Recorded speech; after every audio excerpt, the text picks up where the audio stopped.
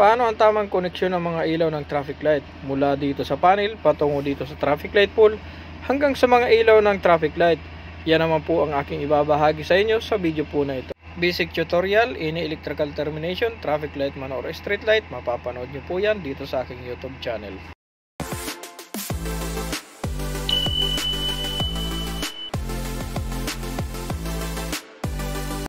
Okay, let's go to our tutorial. Ngunit syempre bago ko po umpisahan ang termination and connection ng mga ilaw ng traffic light, saglit ko lang pong i-explain sa inyo yung tamang connection niya at function ng mga ilaw. So ito pong dalawang cable po na ito po yung line na nagmula po sa traffic light panel.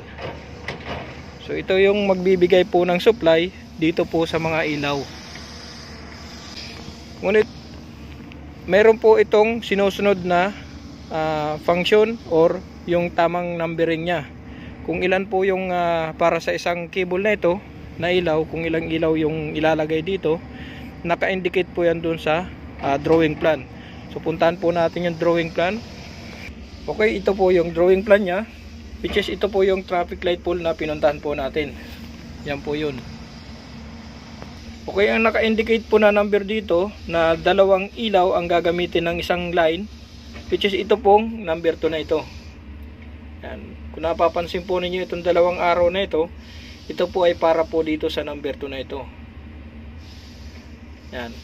Pero mayroon pa po itong kasabay na isang ilaw na itong number 2 po na ito na magmumula naman po dito sa kabilang traffic light pole na ito. Yan, mayroon po yan number 2 dyan, kaya bali tatlong ilaw yan na magkasabay na iilaw. Doon po yan sa kabilang traffic light pole na yun, yung isang number 2. Ang aking termination na gagawin na ito ay para po sa 4-way location. Ito po yung mga ilaw nya, bali 8 traffic light pole po yan dyan. Yan, mamaya pupuntahan po natin yung mga ilaw na yun.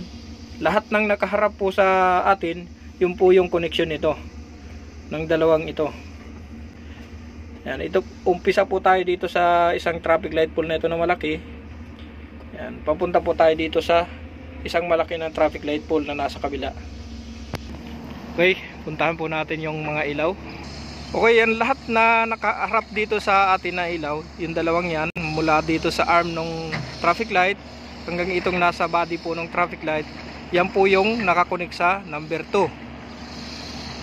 Puntahan naman po natin yung isa doon. Okay mga kaibigan, ito yung isang number 2 dito sa kabilang traffic light pole na ito. So ito pong nakaharap na ito sa atin, yan po yung kasabay niya, yung pangatlong ilaw yan. Number 2 po din yung line yan.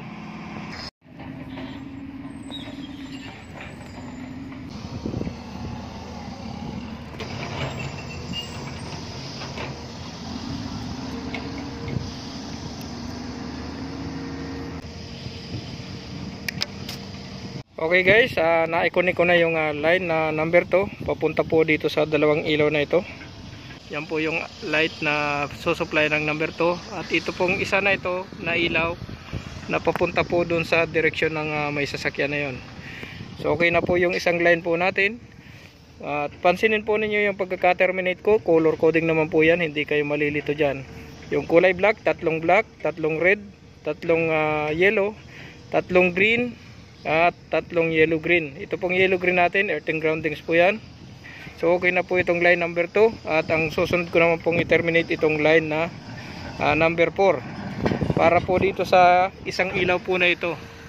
Yan, ang kasabay naman po nito na ilaw, yung pong nasa kabila po na yun na dalawa, number 4 din po yun. May bukod po na linya yan na nandyan po sa traffic light pole, pupunta po dito sa traffic light panel.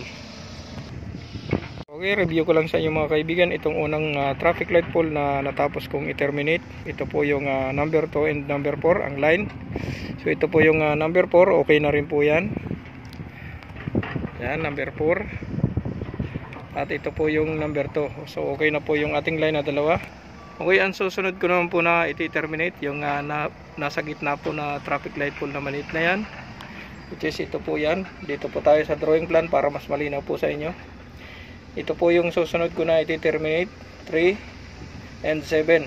So may katapat din po yan doon sa kabila Yan, magkatapat lang po yan, 3 and 7.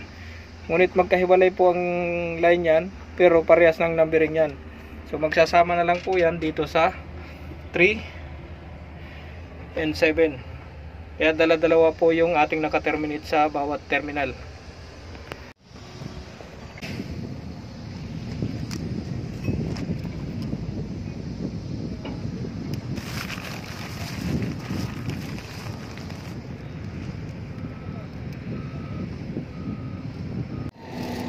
Okay na guys, yung 3 and 7 na i-terminate ko na para po yan dito sa maliit na traffic light pole na ito.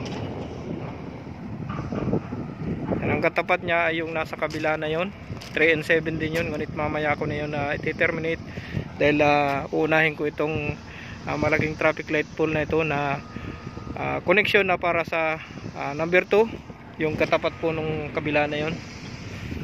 So paikot po yung termination na gagawin ko.